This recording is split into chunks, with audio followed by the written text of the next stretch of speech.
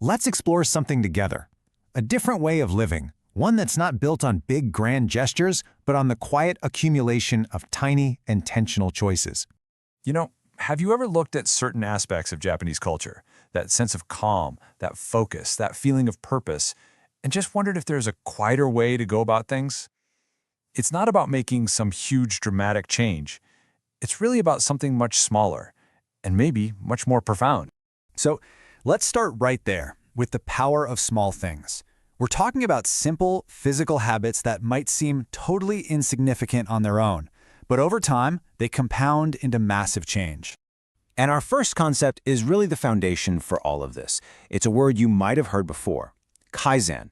It's the philosophy that underpins so much of this quiet strength. So what is Kaizen? Well, it's just the practice of continuous small improvements.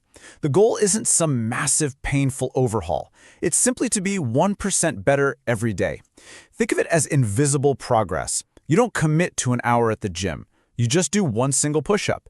You don't force yourself to read for an hour. You just read one page. The action is so small, you literally can't say no. And this idea of small adjustments, it extends beyond our actions into our awareness.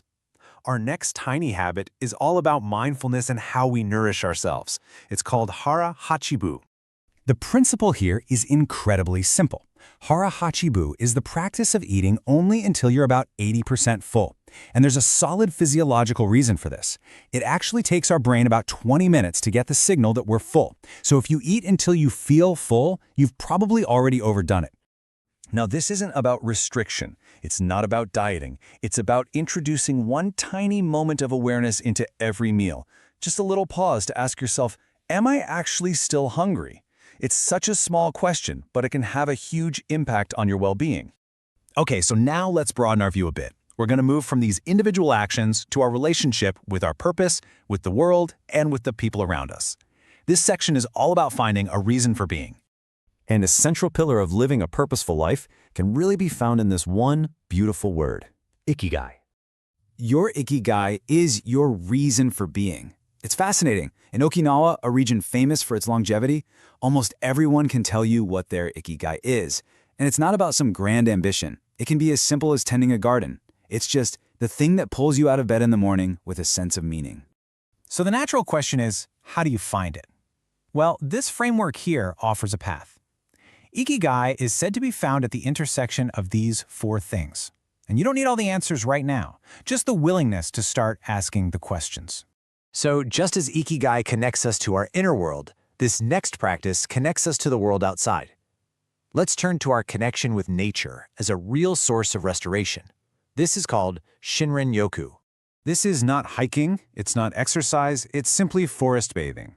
Just being in nature, walking slowly with no goal at all. In Japan, doctors will actually prescribe this, and the science backs it up. Time in nature measurably lowers stress hormones like cortisol. It just resets the whole system. From our connection with nature, we can now turn to our connection with each other. And this is beautifully expressed through an idea called Omoyari. Omoyari is compassionate consideration. It's this ability to kind of anticipate what someone else might need and act with kindness without ever being asked.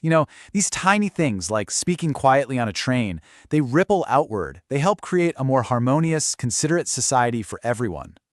And now we come to our final theme, and this one might be the most profound. This is about the mindset you need for resilience, for real peace. It's about embracing the reality of life and finding the beauty of imperfection. The first concept here is Wabi-Sabi, and this is a way of seeing the world that can completely change your relationship with, well, yourself and everything around you. You see, where one ideal is this exhausting, endless pursuit of the flawless, Wabi-Sabi is the freeing acceptance of the imperfect. It's what allows you to find beauty in a cracked teacup, history in a weathered table, and an entire life story in a single wrinkle. Next, we have an idea called Gaman. This is about our posture towards hardship, about cultivating a quiet, dignified strength. Gaman means endurance with dignity. Now, let's be clear. This is not about denying your pain or just sucking it up. It's about not letting your pain control you. It's the quiet acceptance that difficulty is a part of life and choosing not to let that suffering define your entire story. And this endurance through hardship, it doesn't just lead to survival. It can lead to transformation.